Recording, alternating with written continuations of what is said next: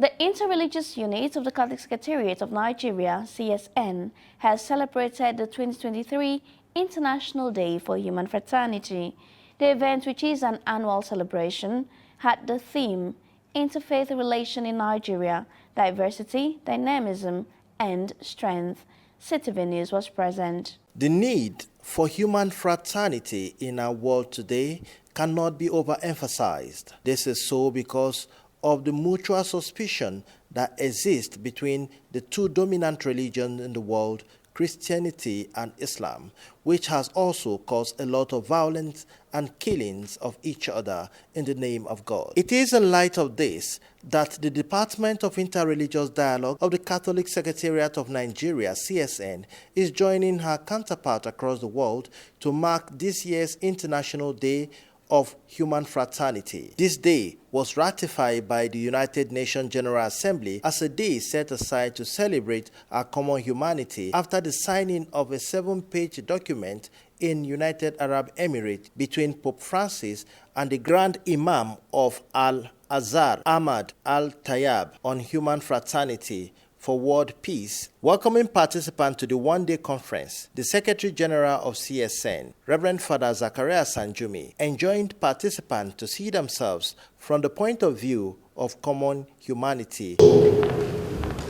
Adopted what the United Nations has already adopted to celebrate it, so as to foster peace, togetherness amongst us as humans, fraternity, that we will treat each other knowing that we all bear the image of God.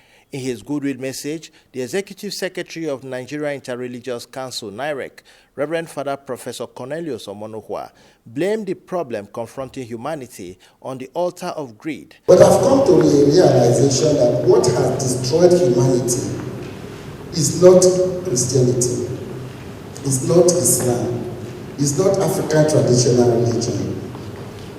There is one word that has destroyed this lack of human fraternity. The word is greed. And that greed is used perfectly by politicians to divide us and fragmentize us. So I hope that at the end of this meeting, this conference, we'll come to realize that the woman I'm sitting by there is my sister. That the man that is close by, who is not having your kind of color, is your brother. The Emeritus Archbishop of Abuja, His Eminence John Cardinal Nikon, who was the keynote speaker, expressed delight that the Pope and a Muslim leader could sign such a wonderful document that will promote global peace and fraternity. He called on Catholics to take the document of human fraternity seriously and share with other Christians. If we take the document on human fraternity seriously as Catholics in Nigeria, then it will be easier for us to bring it to the attention of our other Christian brothers and sisters who are not Catholics. We are sure that they will also read this document with a positive mind. We need, therefore, to find a way of bringing it to the discussion of the Christian Association of Nigeria, CAN. In this regard, the Secretary for Ecumenism, Father Joe, and his friends, his team, has their work cut out for them.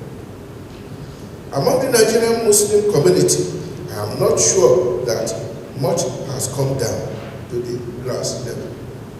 The Cardinal also used the opportunity to encourage Christians and Muslims to unite and embrace each other. If on the global level we are talking about human fraternity, that all human beings, whether you are Russians or Chinese, Nigerian or American, Arab or Jew, if we are all brothers and sisters, how much more when we come down to Nigeria? Certainly, we should be able to see ourselves as brothers and sisters, whether we are Igbo or Yoruba, Tiv or Edo, Muslim or Christian. We are hoping that we can get the Muslim community in Nigeria to take this document seriously, since their leaders at the global level have done so. It will be interesting, therefore, to see how they apply this to the situation of the disunity, even within Islam in Nigeria, following the message of this document. All Muslims should be seeing themselves as brothers and sisters. In that case, there ought not to be discrimination against Shiites and Ahmadiyas.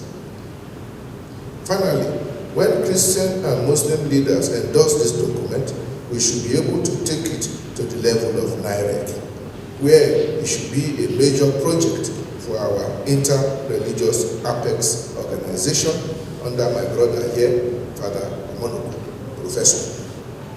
I believe that NIREC can spend good time on this document, even create a commission to study it and see how it can be put into practice in the daily lives of Nigerians. The chief rabbi in Nigeria, Rabbi Israel Uzan, in his goodwill message, appreciated the organizers and informed the audience that there is an arrangement to have a direct flight from Nigeria to Israel for pilgrimage. I will be very happy to listen everything what you want to tell us today and to teach us today. And regarding the dream to continue and to go to visit Israel, first of all, let me announce you, for who don't know, that next month we will start the first direct flight from Nigeria to Israel twice a week. It's a beautiful project. They work on it for many times. It will be the first and the only flight from Africa, actually, to Israel, part of Africa. And it's a very, I think everyone can be proud, Nigerian authority can be proud, and all the people that are involved in it, for sure it will again make a direct connection between the holiness of Nigeria and the holiness of Israel, because both of them have their own holiness, I'm sure. There were goodwill messages from Ufuk Dialogue Center, Search for Common Ground, and the Nasir Jamaat Islam. The conference thereafter went into panel discussion where panelists spoke extensively on the need for human fraternity and peace in the country. The Director PMS. In Abuja, Tony Abba, CTV News.